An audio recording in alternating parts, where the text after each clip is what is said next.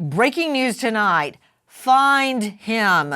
A missing tot boy, Dane Paulsen, just 2 years old, vanishes from his own front yard. Good evening. I'm Nancy Grace. This is Crime Stories. Thank you for being with us. A 2-year-old Oregon boy vanishes from his own front yard. Authorities intensify the search for Dane Paulsen. And this is what we are learning from Sheriff Adams Shanks. At the time of Dane's disappearance, he was playing in the front yard of the residence, out of sight of his parents. 382 acres have been searched thus far, as well as 283 miles covered. That is Sheriff Adam Shanks from Lincoln County Sheriff's Department speaking. The search is on and continuing as we go to air right now. For those of you just joining us, a 2-year-old little tot boy goes missing from his own front yard. Now, this is what we know so far.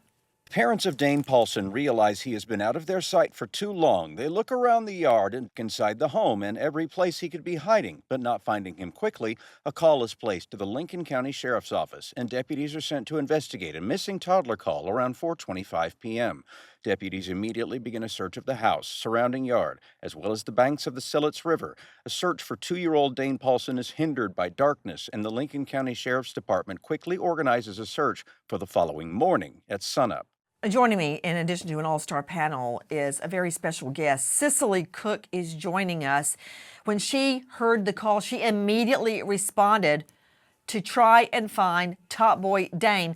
Guys, for those of you just joining us, a 2-year-old little boy is missing. The search is on. If you know or think you know anything about this little boy, just 2 years old, 541-265-0669. Repeat, 541-265-0669. Cicely, thank you for being with us. Cicely, tell me exactly what happened when you found out Dane was missing and what you did. I'm like an acquaintance to the family. I wouldn't say I'm a close friend, but we have a lot of mutual close friends. And so it came across my social media within 30 minutes of him going missing. I had seen it. And, it's a rural area. People let their kids play in the yard all the time. So I thought to myself, they'll find him. He'll be somewhere tonight. And by morning, they'll have found him. I woke up at 5:30 the next morning because I just couldn't sleep and I wanted to know. And I got on social media and saw that Sillet's was asking for community volunteers to come out. And I jumped right out of bed and went. Thankfully, my husband was off of work that day, so I was able to get out there really early Sunday morning. And we waited around for some instructions. And around 9 o'clock, they started organizing civilian searches. And that's when I joined them. When you joined them, tell me what you observed. We had been standing around for a while, kind of up on the bridge and across the way in the community boat park and, just discussing and looking around at what we were allowed to look around at in that area and just kind of throwing theories back and forth. And there was a lot of speculations happening, a lot of people trying to get a straight story of what was going on. And we were standing up at the bridge and they had just brought out the scent hounds down to the riverbank at roughly about 8:30, I would say. I didn't have my phone on me. I don't have service out there, so that's just kind of a guess at the time. And they were bringing the dogs down to the bank and the dogs were going off and then they went back up. So, they were digging through the brush. I kind of thought, maybe they had found something and that, unfortunately, but it turns out that, they still wanted us to search. So they started putting together search parties.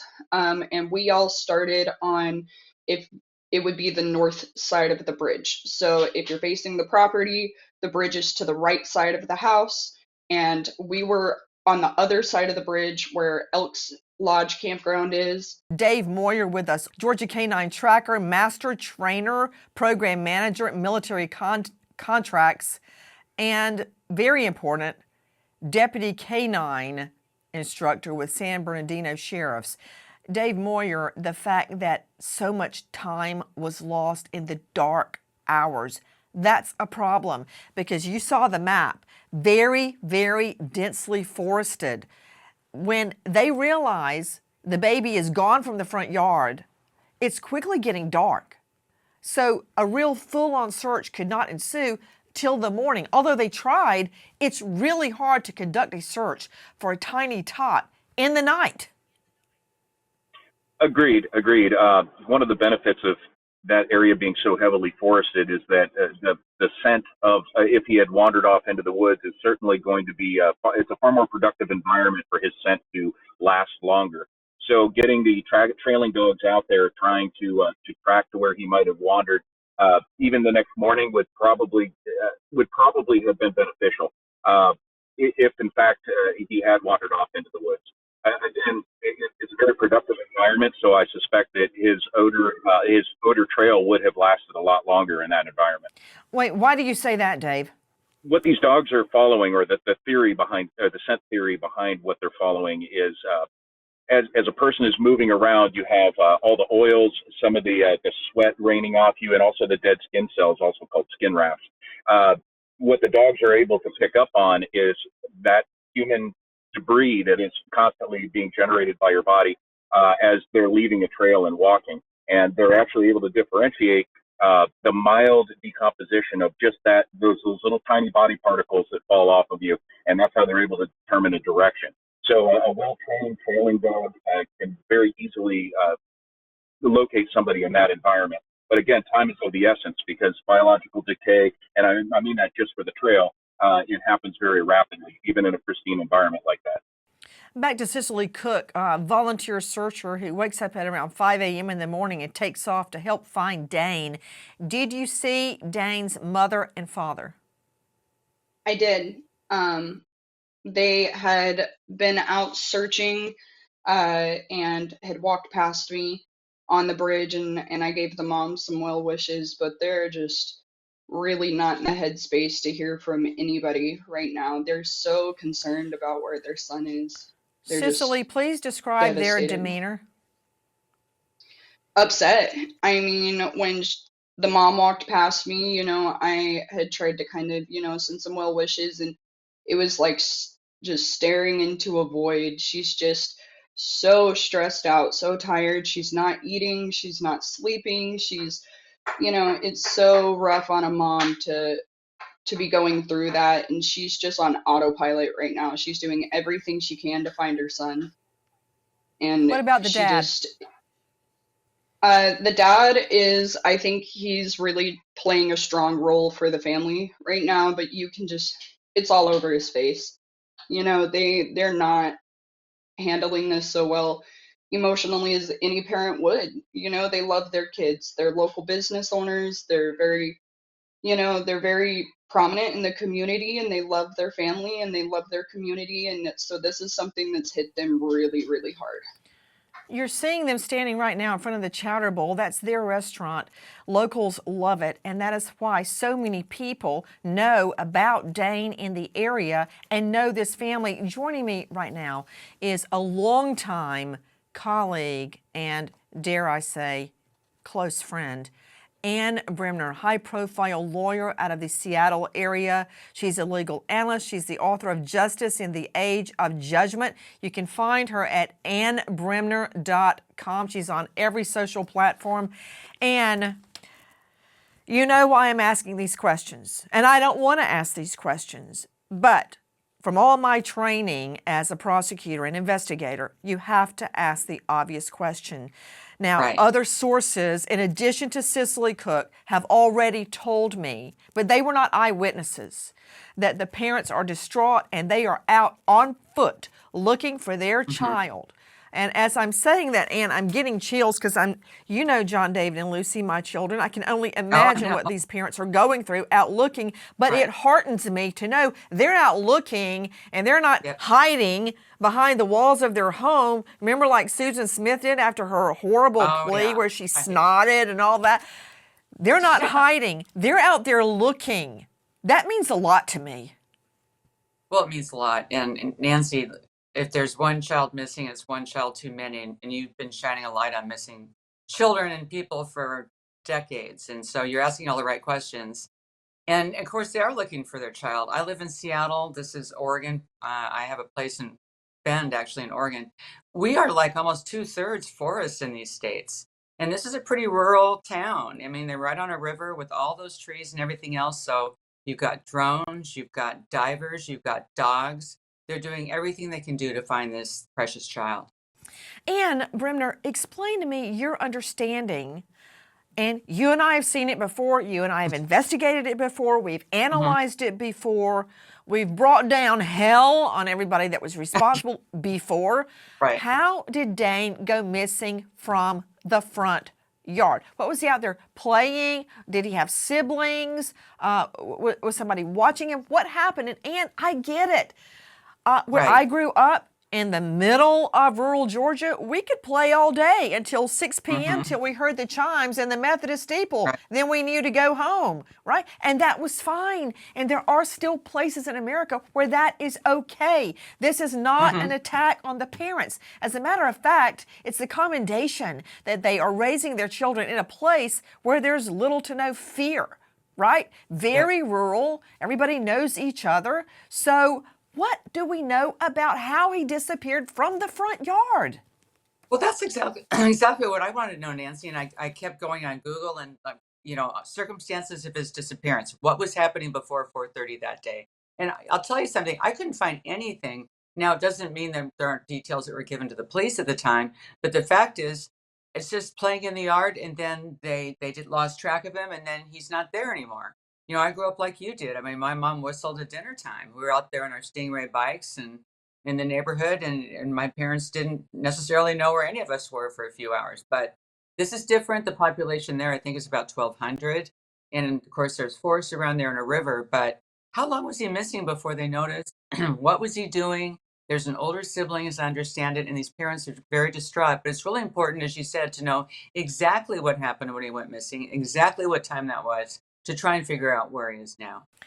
Anne, I'm bringing up other cases where children have just disappeared, literally snatched out of the front yard. And the first case that you and I investigated together was that of little Samantha Runyon. Listen. She was laid right literally across the path. She was literally across the path. He purposefully exposed her. In Orange County, California, Samantha Runyon is playing a board game with a friend in the front yard of her apartment when a man approaches asking if Samantha can help him find his dog.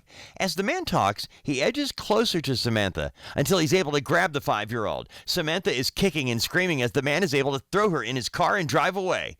Erin Runyon begins pleading for the return of her daughter. On TV news, she holds pictures of Samantha and promises she doesn't want vengeance, just her daughter. 3 days later, and 50 miles from her home, the body of Samantha Runyon is recovered in a rugged area of Riverside County. This is the case used to push through the Amber Alert system we know today. When you first saw our now colleague, Erin Runyon, speaking out, that was from our friends at Orange County Register. And Bremner, I recall all those nights in the studio that we worked on the Samantha Runyon case, and she was literally taken out of the front yard. And remember, the grandma was in the kitchen looking right out the kitchen window at the baby. And the guy comes up, grabs the baby, and leaves. There are other children playing with Samantha. Everything was fine. And in a moment, it's all over. And the grandma runs out, and it just hell breaks loose. It happens just like that. And do you remember Samantha? Yeah. Oh, I remember like it was yesterday, Nancy. It was so horrible. And you're exactly right. I mean, it can happen in just a heartbeat. It's just like Adam Walsh, John Walsh, shopping in a store, and all of a sudden you turn around and they're not there. And little kids can get pretty fast, pretty far away, pretty quick. But this is basically an abduction in front of God and everybody in plain sight. And look what happened. I remember it like it was yesterday. What a tragedy. Guys, just like you heard our guest Cicely Cook describing waking up around 5:30 a.m. and rushing to help find Dane, the search is on. Volunteers show up at sunup to help look for 2-year-old Dane Paulsen, who has now been missing since around 4:30 p.m. the previous day, and law enforcement began setting up a command post for search efforts at a boat launch across the river from the toddler's home. In a heartbreaking post on Facebook, Dane's mother, Shamette, pleads with the public for help, saying, quote, "Our baby is missing. His name is Dane. He's 2 years old. He looks like he's 3 or 4. He was wearing navy blue shoes with 2 stars, white socks, black sweats, with a dark blue zip-up hooded fleece with teddy bear ears on the hood of his zip-up. Many of us are on our feet all day long, whether it's work, errands, or just life. Foot pain can sneak up on you. One minute you're fine, the next your feet, knees, or your back are screaming. And that is why so many people love G-Defy shoes. G as in gravity, Defy as in defying pain. They are designed for comfort, support, and shock absorption, and they help you move longer, stand stronger, and feel better. Best part, these claims are FTC, Federal Trade Commission, approved. Get 30% off orders over $120. Go to gdefy.com, use code Nancy, or text Nancy to 91888. Try them. You'll thank me later. Hundreds volunteer to search for a 2-year-old Oregon boy. The toddler last seen playing alone in his front yard, a river nearby. How did this little boy disappear from his own front yard? You know what? That may be neither here nor there because it's done. The search is what's happening right now, and there is a chance to bring this child home alive. This little boy playing in the front yard when mom realizes he's gone. The search expanding at this hour. As the search for Dane Paulsen expands, officials ask that volunteers remain out of certain areas and to treat all areas as a possible crime scene. The Lincoln County Sheriff's Office is being assisted by the Oregon State Police, Lincoln City Police Department, Newport PD, FBI, Siletz Valley Fire, Lane County Sheriff's Office, Clackamas County Sheriff's Office, Polk County Sheriff's Office, Corvallis Mountain Rescue, Marys Peak SAR, and Region 3 K9. Multiple search and rescue teams and sheriff's posses, along with the community volunteers, are following search area guidelines as marine teams and divers are searching the river, and the Lincoln County Major Crime Team and the FBI are also assisting with investigative leads. With me now from crimeonline.com, investigative reporter Dave Mack. The FBI is involved? Absolutely, Nancy. This case garnered a lot of attention in legal communities, and everybody joined in.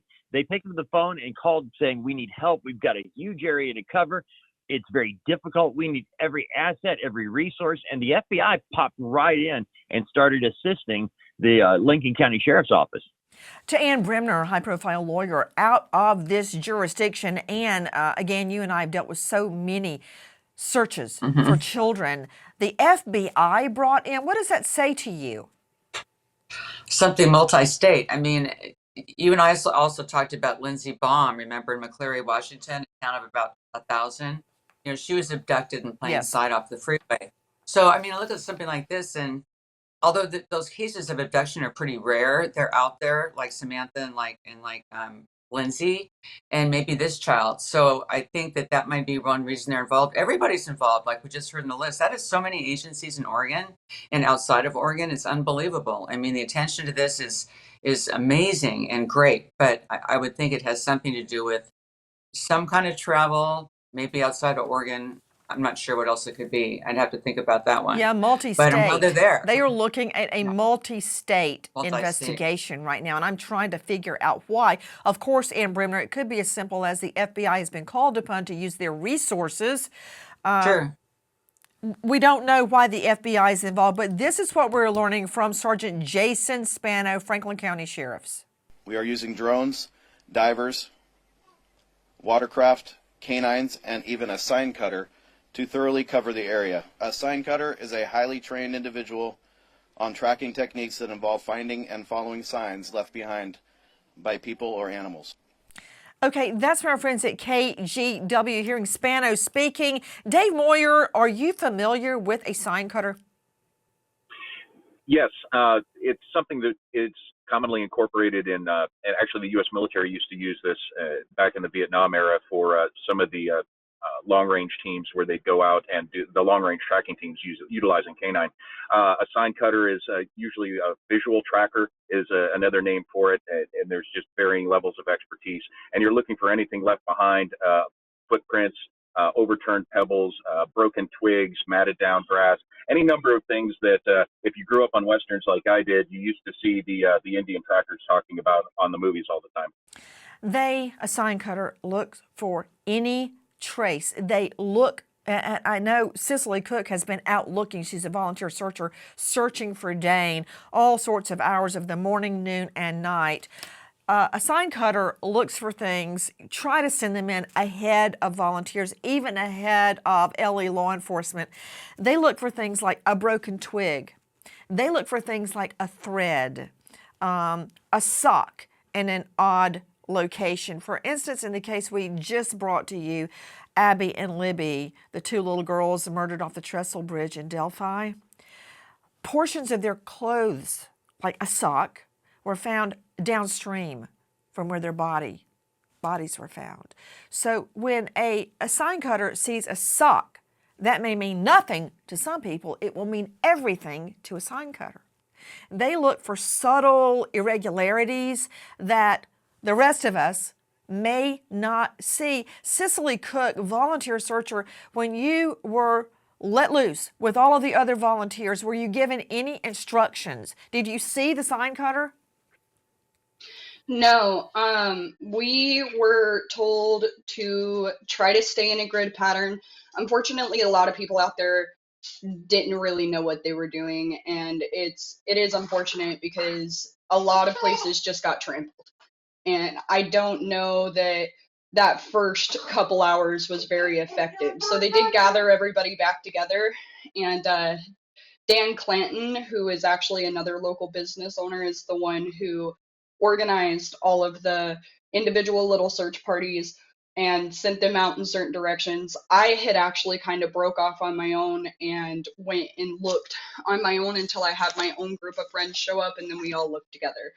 But I wanted to be able to kind of go off on my own because a lot of people were being very loud. They're talking about soccer practice last week and things like that, and you couldn't hear anything if you tried.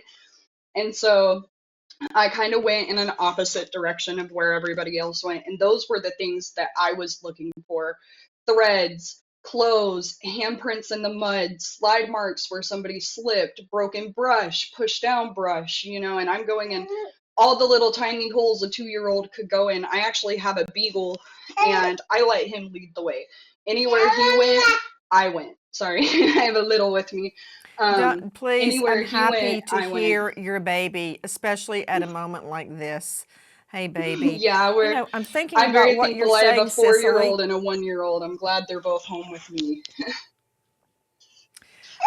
Cicely, what is the closest highway or roadway to where Dane's home is? It's Kernville Highway, so I'm not actually sure what the highway number is on that. 229 or 2, is that what this is? Yeah, 229. So we around here we call it the Kernville Siletz Highway. It takes us from Lincoln City, Kernville area all the way through Siletz and out to Toledo. It connects all the way through, and it runs in front of their house. So it does connect from the Siletz Bridge, where like the Salishan Resort is. It's kind of right in that area, and then it goes all the way over to Toledo, straight through Siletz. Okay, what you're saying all the way to Toledo, are you referring to Toledo Street, of course? Yeah, that's highway where 229 connects, yeah.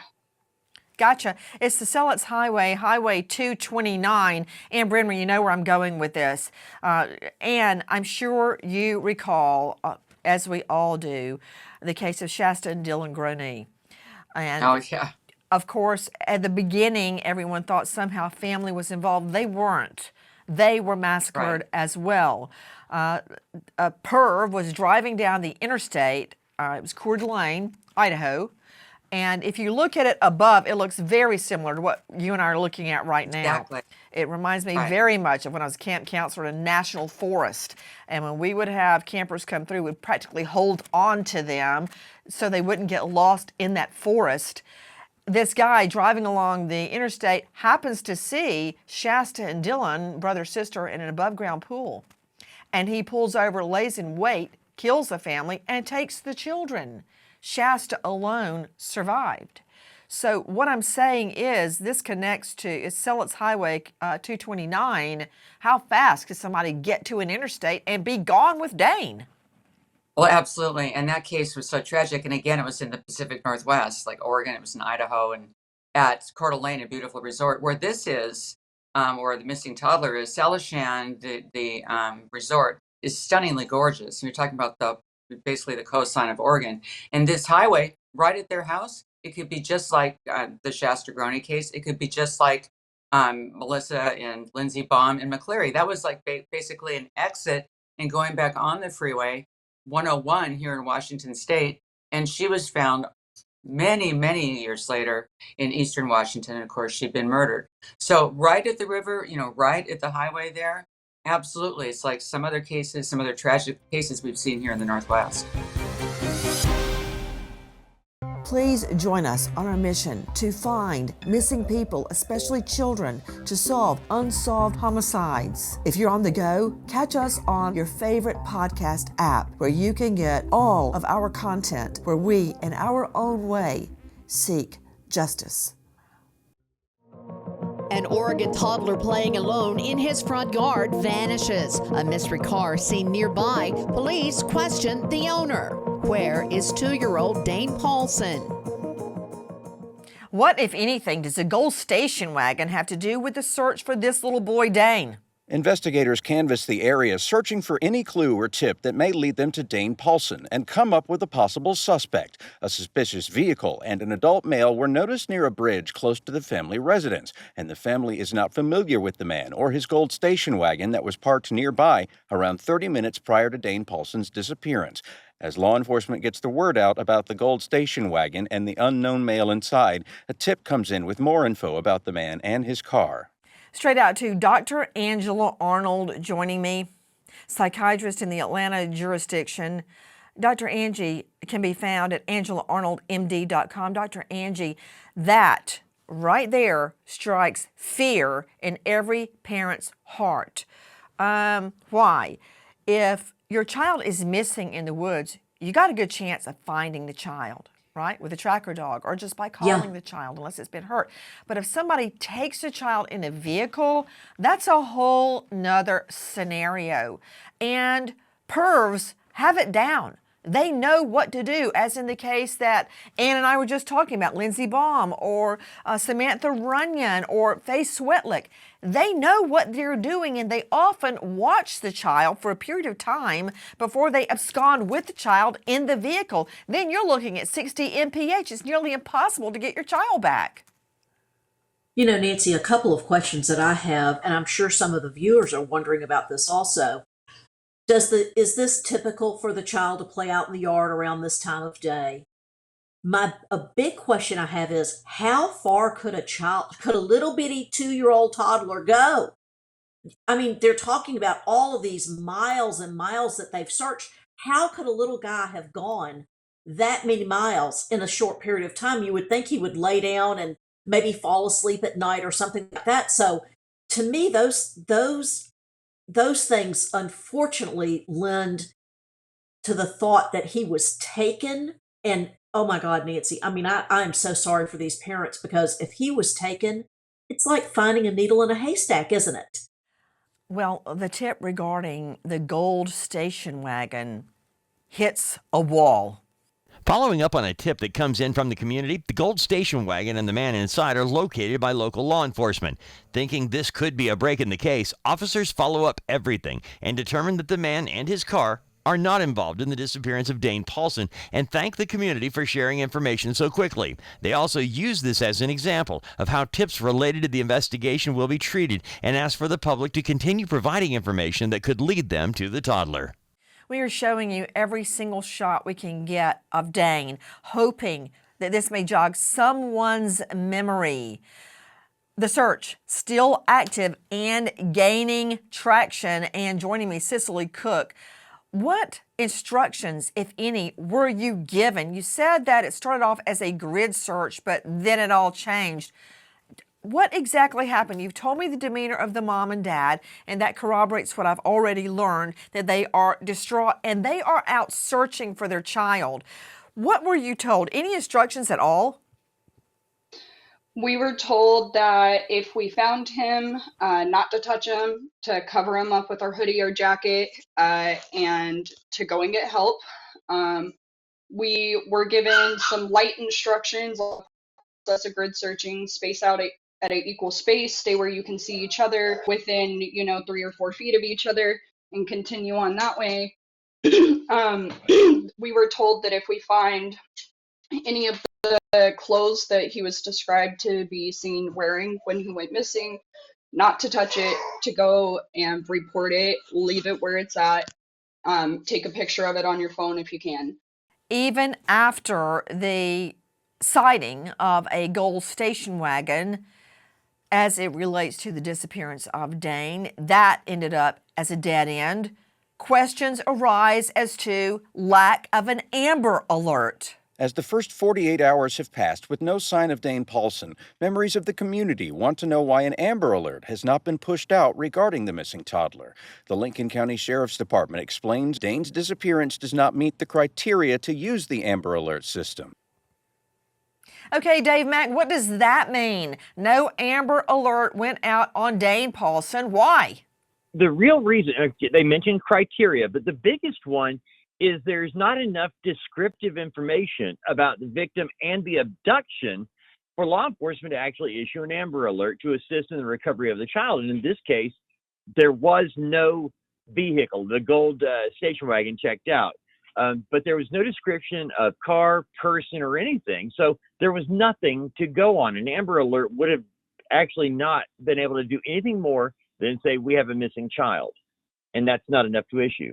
382 acres have been searched and 283 miles have been covered, but the numbers for areas searched continues to grow as the search is ongoing. In the first 24 hours of Dane Paulsen's disappearance, the Lincoln County Sheriff's Office, in coordination with other local, state, and federal entities, have deployed 88 certified search and rescue members, 4 watercraft, 4 divers, 4 drones, 6 human trailing canines, 40 investigators, 138 community volunteers, and the FBI is providing family resources through their Victim Services Division. In rural Oregon, a 2-year-old vanishes playing in his own yard. Police ask for help from the public. Right now, the search goes on for this tot boy, Dane Paulsen, last seen in his own front yard, and now words to the searchers. As the search for Dane continues, law enforcement is clear they would like to hear from the community with tips, but are encouraging volunteers to limit their searching to daylight hours. The professionals are out at night, but it isn't safe for volunteers. Those interested in volunteering are asked to check in at the staging area at the Elks Tokoti Ilahi campground on Siletz Highway in Siletz, Oregon. Dave Moyer joining me, tracker, master trainer, canine tracker, and it goes on and on. Why do they say it's unsafe for volunteers to search at night? I mean, this child is just 2 and he's out there. That might be a liability driven for the policy of the department and the search and rescue teams that are out there. A lot of volunteers that aren't trained to stomp around in the woods at night can easily fall, get themselves hurt, and then create another situation where they would have to employ other resources to extract those people and give them medical care. So obviously the point is not to injure and kill anybody else while looking for this young boy. As the search is expanding at this hour, we understand that LA law enforcement has used every tool at their disposal. As the search for Dane Paulsen continues, the technology being used to find the toddler is as good as it gets, with the use of heat-seeking drones high overhead monitoring the river, running 100 feet from where Dane was last seen. Joining me right now is Ben Dobrin, Emergency Medical Services Marine Dive Team expert, Dean at the D. Henry Watts School of Professional Studies and Professor of Social Work. Ben, thank you for being with us. How would a water search go of the Siletz River? It opens directly to the ocean at some point.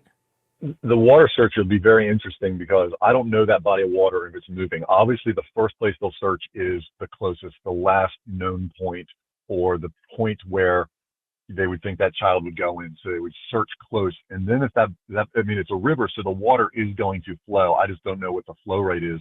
You're going to want to go downstream, obviously, do that. But, if the water is not moving too much, you'll search that area, whether it's going to be with sonar first. Oftentimes you'll put boats in the water with sonar to see if you find some sort of anomaly, some sort of target, and then you'll put divers in the water. A river like that is so, even if it's 100 yards across, it's still miles long side to side. So it's a lot of waterway. You can put divers in right where you think the child went in to clear that area. But then, you've got miles and miles downstream, and you can just start putting divers in, but you're going to burn out your resources relatively quickly. And so unless there's some sort of reason why you think the target is in an area, you're going to keep looking with sonar or on the shore. You have a lot of shore-based resources. The walkers who are looking on the shore. We had a child drown recently in my city, and we had walkers on the shoreline, in the reeds and in the trees and in the grasses right on the shoreline to see if something will get washed up. It could be clothing, it could be a shoe. Those are all clues. Those are all pieces of evidence. So you're looking for anything that will give you a clue where this child is. And so divers are a great tool, but you can only cover a very small area at a time with a diver. Missing toddler Dane Paulsen last seen wearing a gray fuzzy hoodie with ears, blue and white shoes, and black pants. His family desperately begging for help. Dane Paulsen is big for his age. He's only 2, but he looks to be 3 or 4 years old as he plays in the front yard of the family home. Dane is a friendly and outgoing child. Living in the country, Dane plays outside in the yard around the house. Even out of sight for a few minutes, his parents aren't too worried as Dane is probably exploring around the yard. Many people have been attacking the parents online. I think that's totally uncalled for. In this area, it's routine practice for children to play outdoors. It's rural, very, very practically non-existent crime rate.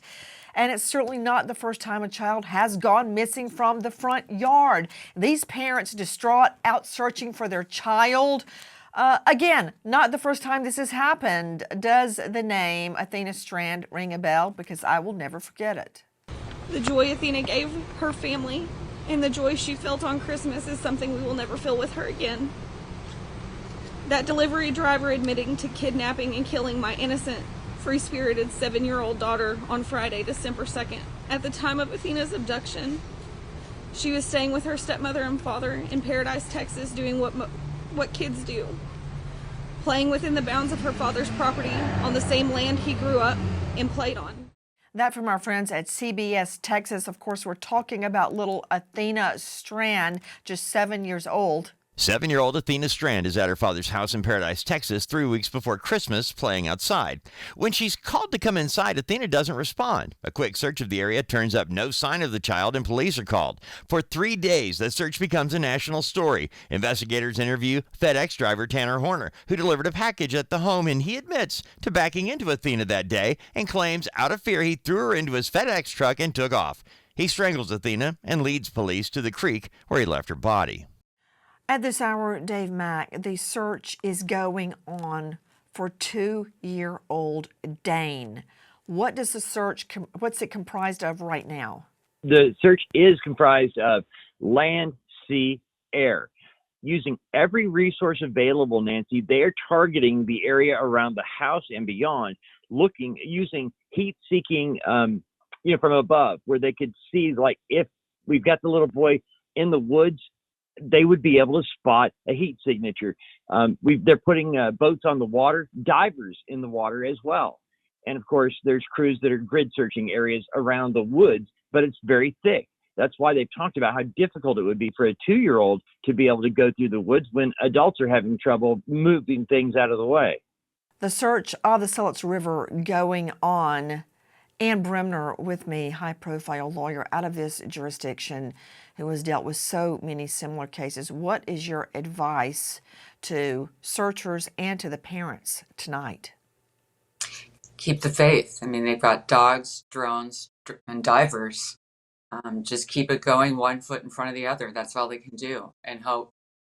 for the best. I mean, really hope to find this child, but they're doing everything they can do. Cicely Cook, are you going to search again?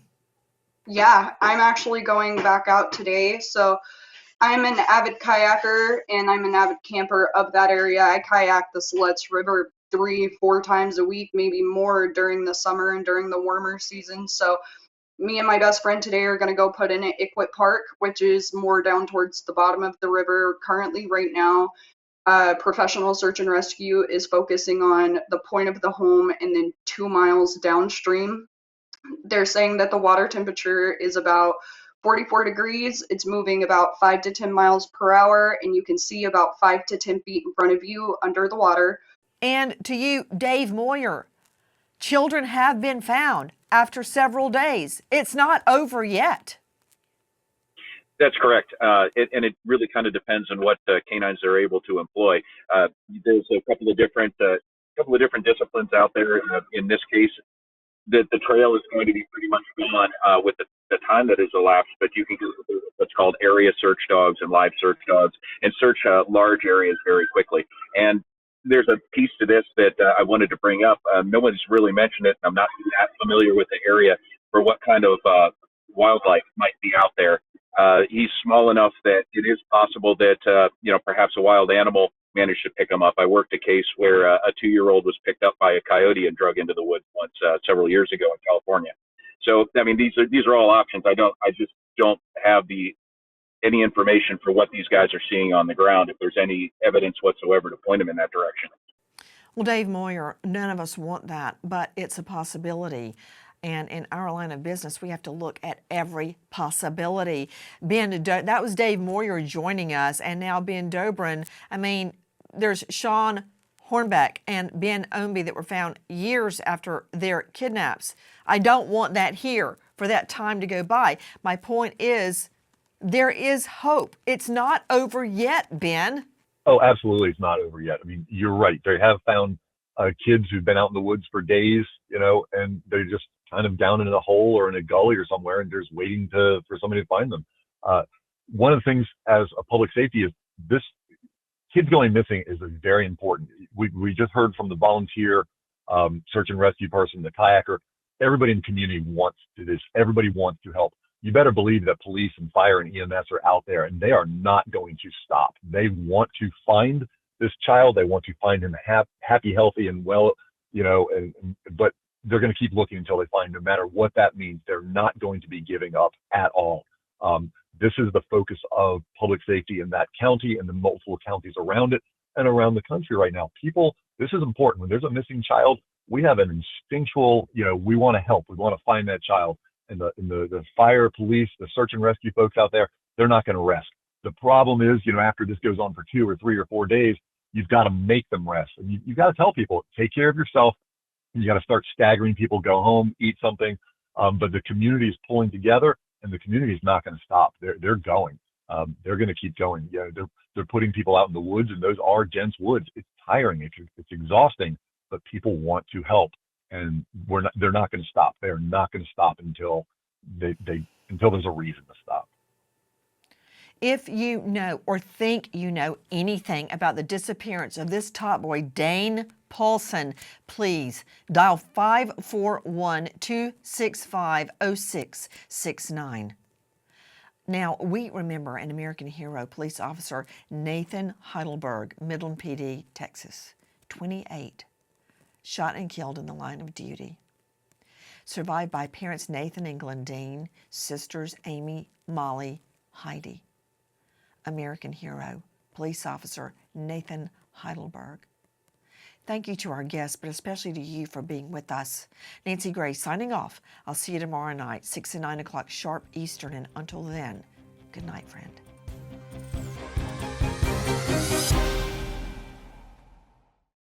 Please join us on our mission to find missing people, especially children, to solve unsolved homicides. If you're on the go, catch us on your favorite podcast app, where you can get all of our content, where we, in our own way, seek justice.